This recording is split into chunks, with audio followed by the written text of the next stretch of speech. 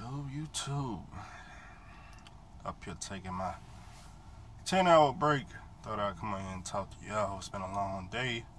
I had to drive about, 8 hours, 9 hours. Was kind of tired, man. I didn't really get no sleep last night. We had to leave out around 2 a.m. in the morning, 3 a.m. in the morning.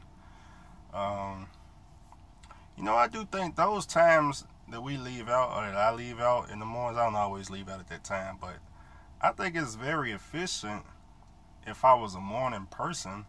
It's kind of hard for me to wake up. It's like every time I wake up, I'm freezing cold. I need somebody to turn the heat on, give me my coffee, crap like that. So it takes me a while to wake up, so I gotta kind of set my alarm like 2-3 hours before time just to get up and be on time, you know what I'm saying? But as far as driving the morning hours, it's no traffic, nothing really, I guess, waste your fuel on, It's pretty much straight shot, nothing to slow you down. But other than that, just got me some McDonald's out the Loves. Boom.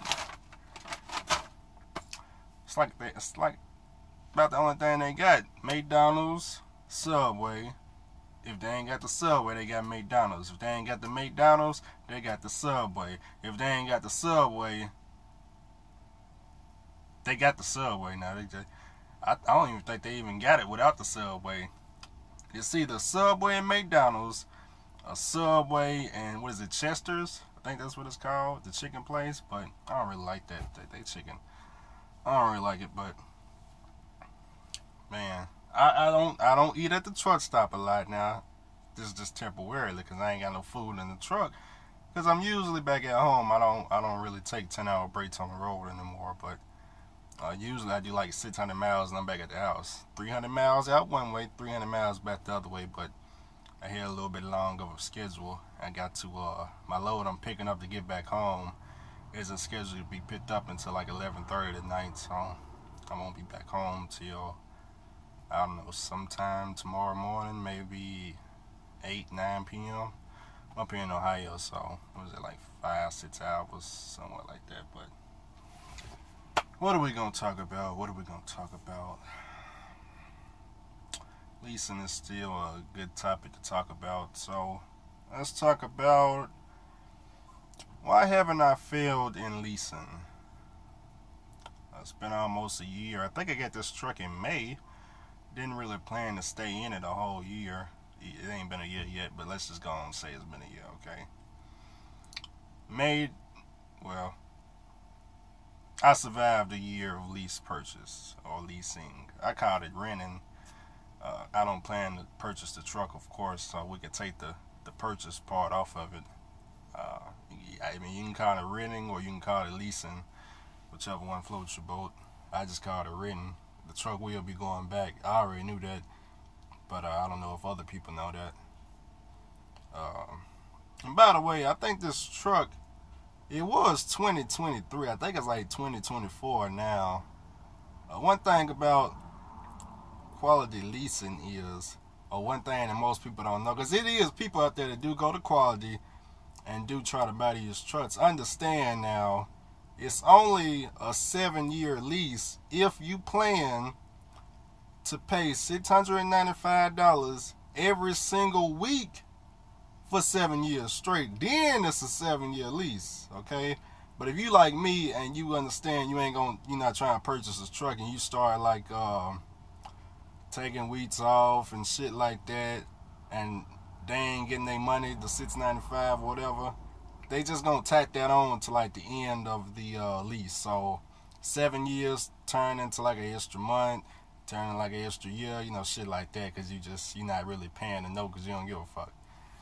So I think my shit may be like 20, 24 or some shit, but what do I care? Anyways, why haven't I failed in leasing? Didn't really have no guidance whatsoever. Well, the first 6 months, I want to say it was kind of difficult for me to fail. You got to understand, when I got the truck, I was dispatched for like, 30 days? At the most, 30 days. I hit a dispatcher, and I was not really I guess you could say I was surviving. I wasn't really getting too much money the first 30 days. Um, I think all them paychecks are somewhere on my YouTube channel for my first 30 days. But after the first 30 days, I get on the load board, and trucking became fun. I don't think I was going home whatsoever. I mean, where the hell I want to go home? Because, I mean, the terminal was, interstate is like 30 minutes from me, so the terminal wasn't too far away. And I could just drop my trailer, bobtail to the house. Whenever I was ready to go pick up a load, go there, pick up an empty trailer, and go do what I needed to do. But understand that because I was booking my own loads and my house was by the terminal, I mean, anytime I come home, I'm on the computer all the time, so I'm constantly studying the load board, trying to see, what they got going on. I didn't take no load board class. I didn't go to college for it. Interstate don't give you no type of lessons on it. There ain't no tutorial video, no instructions, no how-tos. It's nothing like that. They just, here's your username and password. That's it. That's all you get. Now, they may have changed now, but I'm just telling you how it was when I was there. But it was simple for me to follow because it was real simple. It's either you want the load, you click, I don't know what you click. I'm just going to say you click yes. I don't know what the exact thing said, but it was easy for me to follow. I pretty much clicked the highest gross, wherever it was going, Tennessee to Florida for 1,400. Yeah, we're going to accept that. What is that, 700 miles? We're just going to take it. You know what I'm saying? That's going to pay truck note, fuel, insurance. Everything after that load is my pocket money. So I started real high, and that kept going. I was on the load board for about 5 months from, I don't know if it was 5 months exactly, from, I don't know, I think the end of April to like my birthday. Well, not my birthday. To the beginning of September, I was on the load board because I quit Interstate on my birthday. So I was off the load board maybe 2 or 3 weeks. I think about 3 weeks. So being on the load board, dispatching yourself, it's going to be real hard to fill in anything, leasing, mainly because you booking your own loads. You decide your paycheck. You're going to make the truck note because you booking the loads. I mean, I'm not going to pick nothing going 800 miles, take like 3 days, pays like $500. Obviously, I'm not going to pick nothing like that. I'm picking dropping hoods. It's hard to explain, but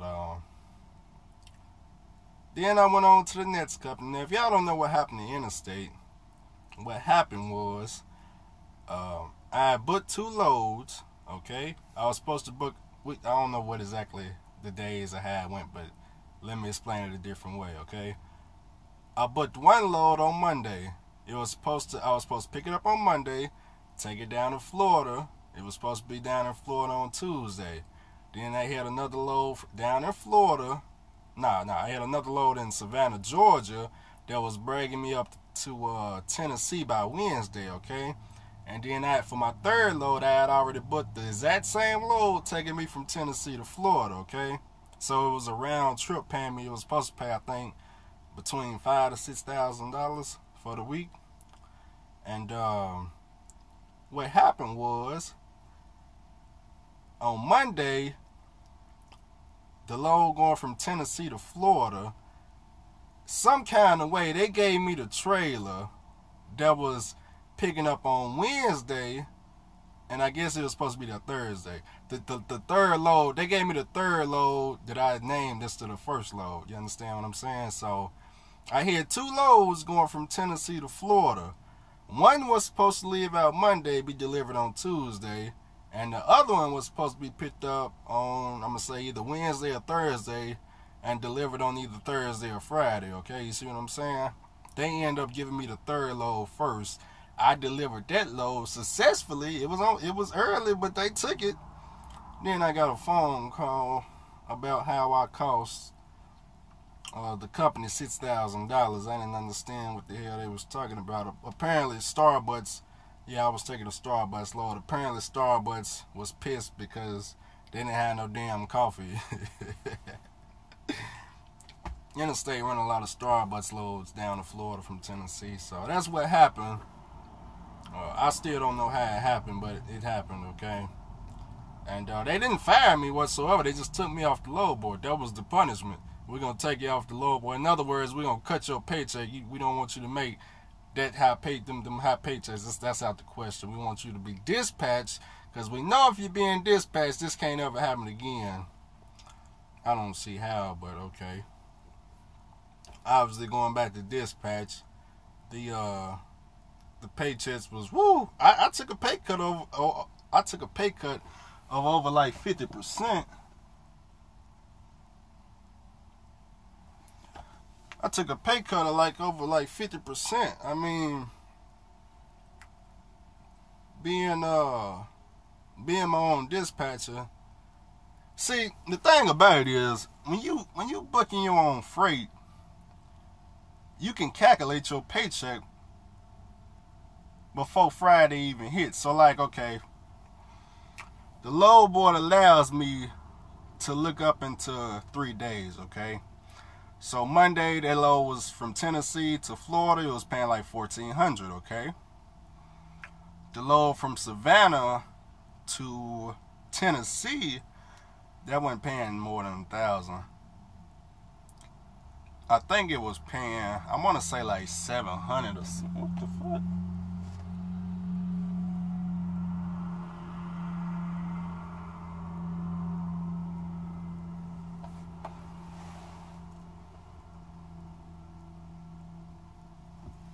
I think it was paying, my bad, somebody yelling outside, but I think it was paying like $700 or something. But the load coming back, going from Tennessee to Florida, that was paying about $1,400 too. So it was just a round trip. It was gonna always get me back by the house. And the only deadhead was when I got down to Florida, I had the deadhead to Savannah, Georgia. That was the only deadhead involved. Because once both loads going to Tennessee, they was picking up side by side. So you had what was I picking up? It was Starbucks and something else. I think Cracker Barrel. Because I think the Savannah load was going to Cracker Barrel in, I think Lebanon. Yeah, Lebanon, Tennessee. And then Starbucks was in Lebanon, on the same road and everything. So there was no deadhead whatsoever. You just left out the gate, came around, you know what I'm saying, went into the next building. But pretty difficult to fail. Okay. Then man, once the paychecks got funny, it's like a business decision. The paychecks looking funny, it's time to go, because it's not the only company that's great out there. Although I started great, you know what I'm saying, it's not the only company. They did tell me I can get back on a load board in a year. No, not 6 months. They told me 1 year. That's came out of Michelle Perry's mouth. Yeah, 1 year. Yeah. They didn't say, hey Andrew, you want to just pay us $6,000? Because I would have just gave him $6,000. I would have made it back in like 2 weeks. You know what I'm saying?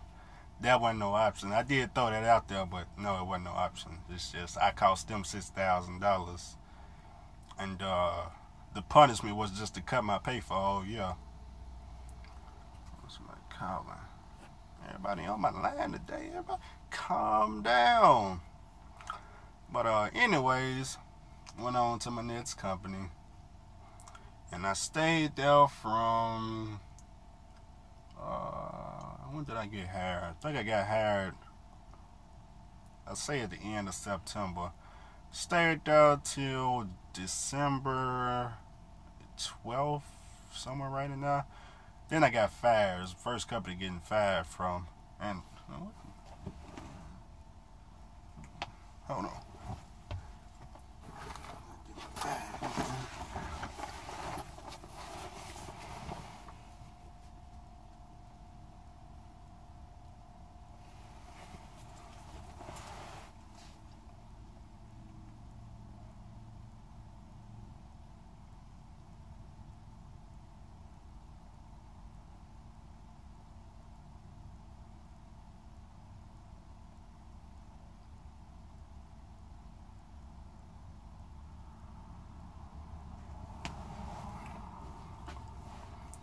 I was gonna tell y'all something. My mind fucked up right now.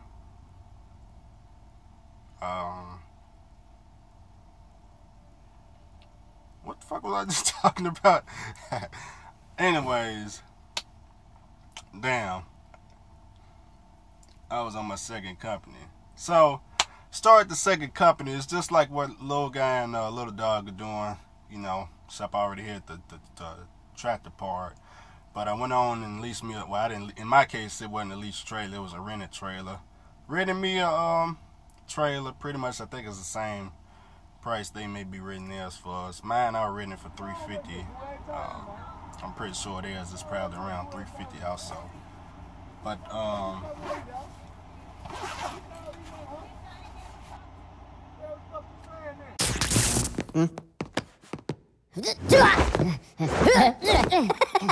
Narito na. Wimpo!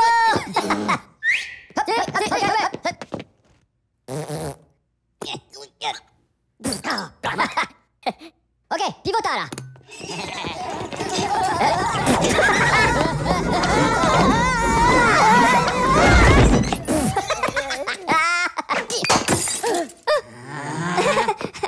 Pomelo? I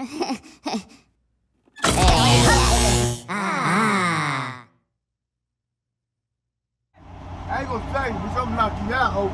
Go on, just leave me alone. Go on, boo, leave me alone, boo. It doesn't matter what you shit, bitch. But you always think shit for your shit. Something knock you out, ho. Now, what the fuck you fucking with me, stuck there, ho? You want the ugly ass hoe, man? Hey, man, you want the ugly ass hoe, man? You want the ugly ass hoe, bro? Do you want the ugly ass hoe, man? Do you want the ugly ass hoe? Do you want the ugly ass hoe? Hey, I'll be right back. I'll be right back. I'll be talking. Do you want the ugly ass hoe? Goddamn right. You know what? These our owner house motherfuckers ain't got nowhere to stay. He ain't got nowhere to stay. I'm gonna call my son on your ass and let him knock you out. That's what I'm gonna do for you. What y'all for? Hey. What's your leg for? I made this motherfucker when you get through. So, that's the only way y'all eat that bitch off of me. I'm all the way up here in Ohio. Anyways, thought I'd let y'all hear that. I thought they were finna fight. I was trying to get on camera. I was like, what the fuck? They finna fight right here at the truck? Right here, look at this. See this dude over here? Yeah, we in a truck stop. Everybody parked beside me. And they finna go to war between the trucks. I had to stir my camera. I'm like, is this like for real? They gonna go to war right here? I should've went live.